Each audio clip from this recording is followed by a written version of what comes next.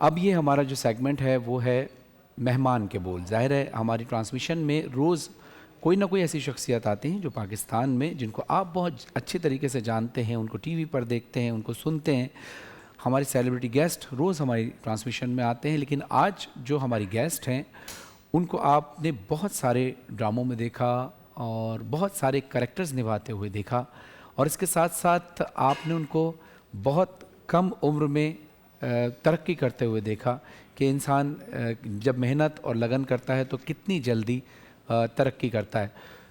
اور ان کو آپ متعدد ڈراموں میں بھی دیکھ چکے ہیں, ان کے ٹیلنٹ سے آپ واقف بھی ہیں. لیکن آج ہماری اس ٹرانسمیشن میں تمام سیلیبریٹیز کو بلانے کا مقصد یہ ہوتا ہے کہ وہ اصل زندگی میں کیا کرتے ہیں, وہ اصل زندگی میں ان کا روٹین کیا ہوتا ہے, وہ کس طرح سے اپنے روٹین کو, اپنے اسکیجول کو مینیج کرتے ہیں, اور جو باتیں ان کی آپ جاننا چاہتے ہیں وہی باتیں ہم سوالات کی صورت میں ان سے کرتے ہیں.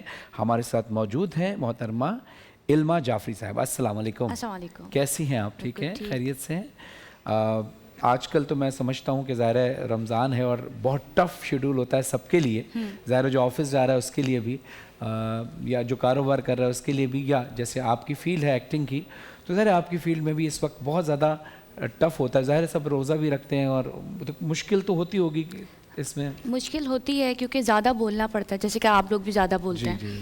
تو میں ایک کمرشل کر رہی تھی, اس میں مجھے بہت ہی زیادہ, مطلب تھوڑا سا کمرشل تھا بٹ وہ بنتے بنتے بہت زیادہ ہو گیا.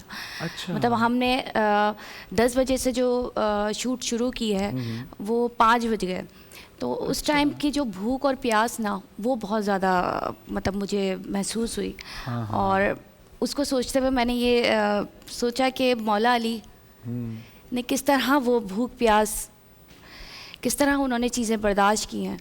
ہم تو نارمل سے انسان ذرا ذرا سی چیزوں کو شکوہ کر کے, کہیں نہ کہیں غصہ نکال کے اپنی چیزوں کو ظاہر کر دیتے ہیں. ہاں, کیونکہ مولا علی علیہ السلام فرماتے ہیں کہ مجھے گرمیوں کے روزے اور سردیوں کی عبادت بہت پسند ہے, جبکہ ہم عام انسان جو ہے سردیوں میں کوشش کرتے ہیں کہ عبادت کم سے کم ہو, اور گرمیوں میں کوشش کرتے ہیں روزے جس طرح گزر جائیں, پریشان ہوتے ہیں. لیکن انہوں نے ایک ایگزامپل قائم کی.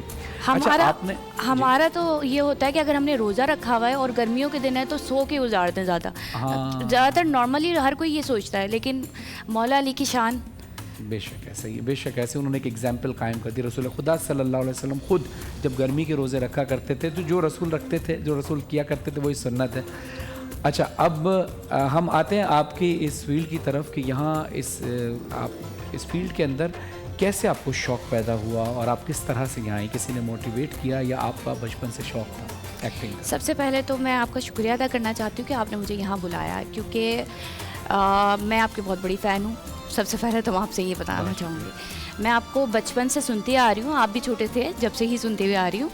لیکن میں نوحہ خوانی بھی کرتی تھی اور میں کہیں نہ کہیں آپ کی نوحے بہت پڑھا کرتی تھی. ماشاءاللہ. تو ایکٹنگ کے حوالے سے تو بات کرتی رہوں گی, لیکن کچھ چیزیں میں آپ سے چاہتی ہوں کہ میں آپ کے ساتھ پڑھوں.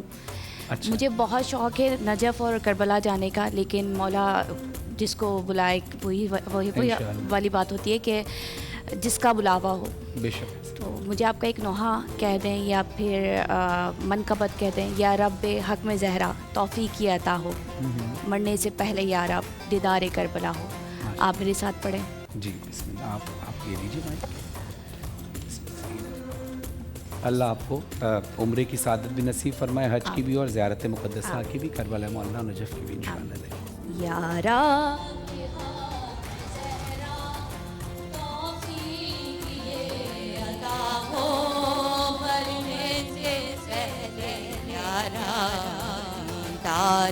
کربلا یارا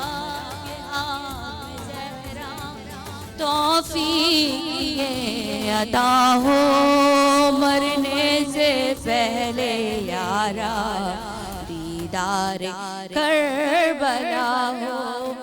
مظلومیات کی جس کی روتا ہے یہ زمانہ, اس بے خطا